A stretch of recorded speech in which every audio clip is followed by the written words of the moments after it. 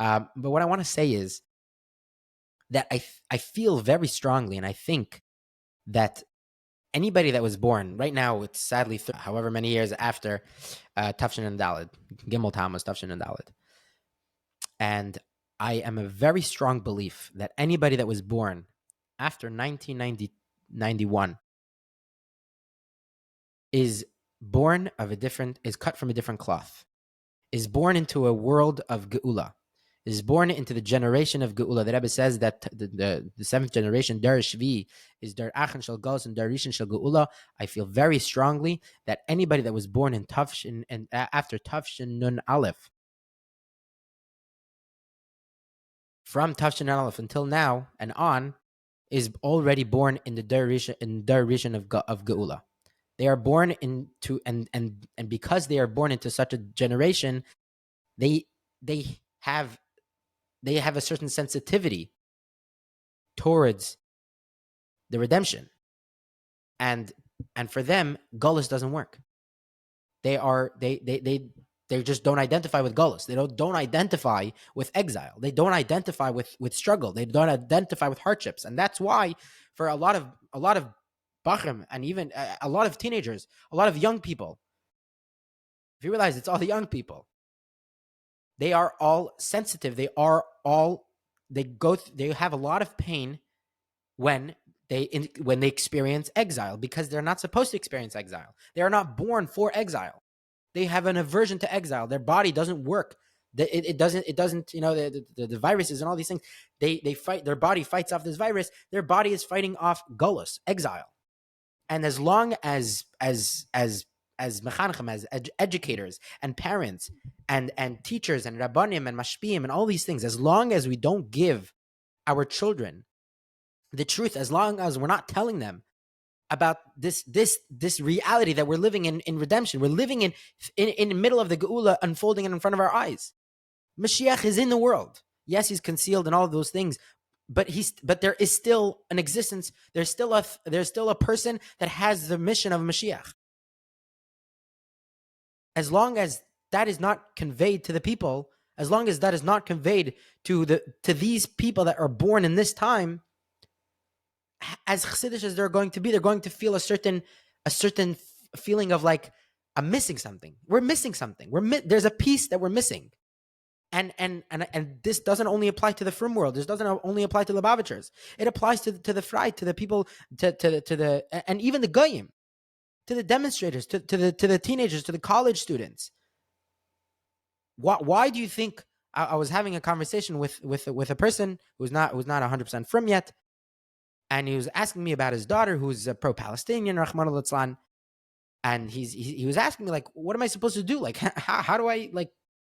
What do you say? I was giving a shir on Mashiach, and I was saying how amazing the world is, and the world is transforming and all those things. And he asked me a very real question. He asked me a question like, okay, you're saying all these beautiful things. You're saying Mashiach is here. You're saying the Geulah is here. Beautiful, amazing.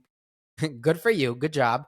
But I have this experience with my daughter, and it's very hard. It's a big struggle for me, because like I love her, but I also love Eretz Yisrael. I love the Yidden, and she's of the opinion that the Yidden are wrong, the Eretz Yisrael is wrong, and pro-Palestinian, and we have to be this and then the other. And I said, like, yeah, you're right. But why? Why do you think she's like that? Because she was born in a world that is supposed to be Geulah, is supposed to be only redemption. There's not supposed to be any goals. She has an aversion to war. Just a disdain for war. There's supposed to be no wars. If you look at in the Rambam, there's supposed to be no wars. Why is it supposed to be no wars? Because Hashem, everybody's going to be filled with the knowledge of Hashem, and there's going to be no reason to fight each other. There's going to be such love. Everybody's intrinsic godliness is going to be revealed, and we're all going to have all of it. There's going to be no wars, and we are going to have a feeling of love and care for every single person. What do you think? If you're not giving them the language of Geulah as it's supposed to be, and as it's written in Torah, and the way it is, Al Yidei Mashiach Titkenu, then they're going to find it somewhere else. And they're going to find it, sadly, not from a holy place. They're going to find it from the negative, from the klippa, from the opposite. Because the world is Geulah. The world is redemption. We live in a redemption world. It's a little hard to see, but that's because it has to come from us. We have to recognize. We have to be open to it. We have to open our hearts to the redemption. We have to. The Rebbe says this, and I'm just realizing this now, that when the Rebbe says to Rav Mordechai Eliyahu, when he came to visit the Rebbe in Tafshin and Beis, he came to him and they're sitting in front of each other and they're talking, having nice discussions.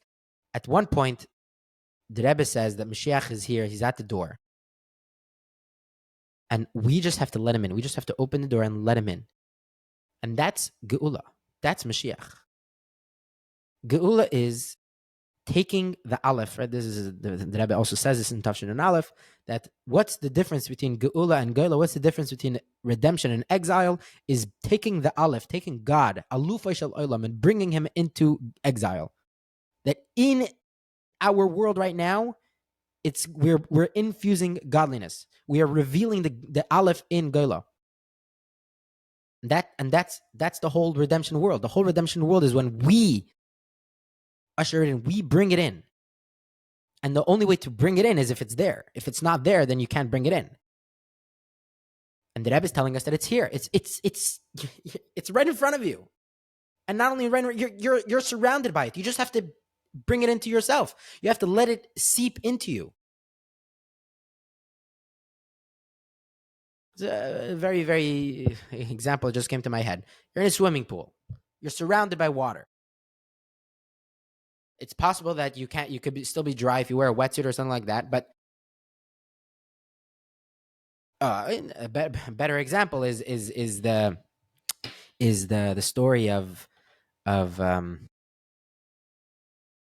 who it was. Chassid. He was traveling, and he was walking, and it was very cold. And as he's walking by the side of the road, a wagon pulls up next to him and he says, "You want to ride?" So he says, "Sure." The guy that's offered him the ride, he said, "I don't have any seats on top, but I have. You could sit in the back." So he goes in the back, and he's sitting, and there's a bunch of barrels. And he's trying. It's very cold, and he's obviously, and now that he's riding, there's also wind. Basically, trying to find a comfortable position to warm himself, and it's not working. Anyways, he goes over to the driver, and he asks the driver, like, "What do you have in the barrels?" He said, "I have mashka, I have l'chaim, alcohol." So he says, "Is it possible? Is it okay if I take some?" And the driver says, "Sure, you could take." So he takes a cup, he drinks it.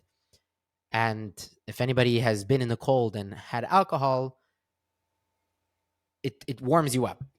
And when he got to his destination, later he was recounting this story, and he was saying, and the lesson that he took from the story is that you can be surrounded by mashka, you can be and you're not getting warmed up. What you have to do is you have to internalize it in order to get warmed up. And it's the exact same thing over here, I believe. That you have these children, these young people, and myself included, it's funny because I'm talking about young people. I'm also young. I'm included in this.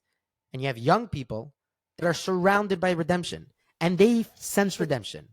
That's their nature. Their nature is redemption, is all of the things that you learn in the holy books. All of those things. That's who they are, and that's what they identify with. And if we don't give them the cup of mashka to internalize it, to take it inside of them, if we don't give them the direction, if we don't show them, hey, by the way, this whole thing that you have, this need to be kind to each other, this need to be in a world of redemption, this need to have disdain for war, all these things will just direct you to the Rebbe, to Moshiach, and it'll sort itself out. I'm 100. This is my belief. This is my strong belief. After this person asked me the question, it was like, for me, it came into my mind, and it shifted the way I feel and the way I think and the way I And this is why also I want to come on and say this. I generally don't like doing this without simcha, but I felt that I needed to do this. I needed to say this because it's so important. So important to understand that because the world is different, the people that were born into this new world need to have the words, need to have the understanding, the feeling that, yes, this is what I need to do. This is my mission. My mission is to greet Moshiach. My mission is to connect myself with the Rebbe Melech HaMoshiach. That's why I'm here. And that's what I need to be doing. I need to be doing that because that's the thing. If someone has the need to spill blood, there's this famous thing in halacha that there are certain people that certain days of the week you're more prone to certain tendencies. So there's a day, I think Wednesday is the tendency to spill blood. Probably getting this very wrong, but the idea is that if you have a tendency to spill blood, you should become a sheikhet or a male. You should go into the profession of either becoming a ritual slaughterer or a male to give to circumcise Jewish babies. To be a male, to be a Jewish male. Yeah. Why? Because you have this tendency, you have this inclination, you have this nature. Your nature is to spill blood. So instead of chas v'shalom doing something that is opposite of Torah, that is doing something that is the opposite of holiness, you're going to take that and channel that into holiness. You're going to take that and channel that into what you're supposed to be doing. Your mission in this world, I guess, because you have this nature, your mission in this world is to be a sheikh or a male, is to be someone who spills blood in a holy way, ritually. And I think it's the exact same thing over here, that we are pashut.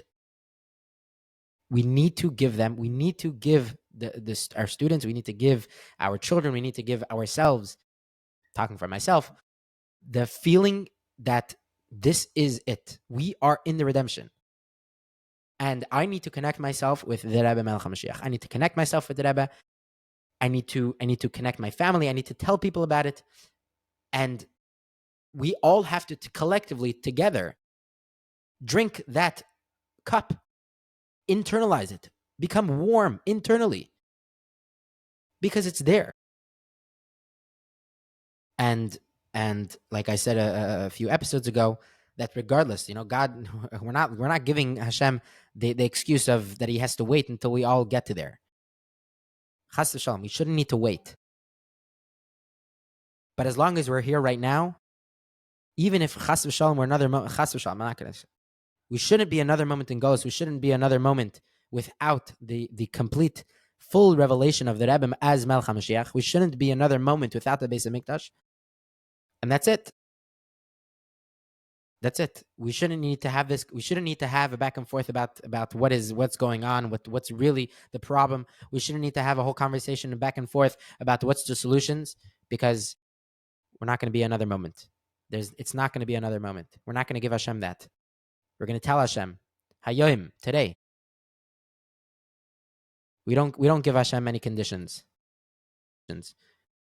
Hashem has the responsibility and the obligation. Hashem in himself. There's a famous thing of that what Hashem tells the Jews, Hashem fulfills himself. So Hashem tells us that there's a halacha that we have to pay the workers on time, and if you don't pay the workers on time, it's a big problem, and there's things that happen.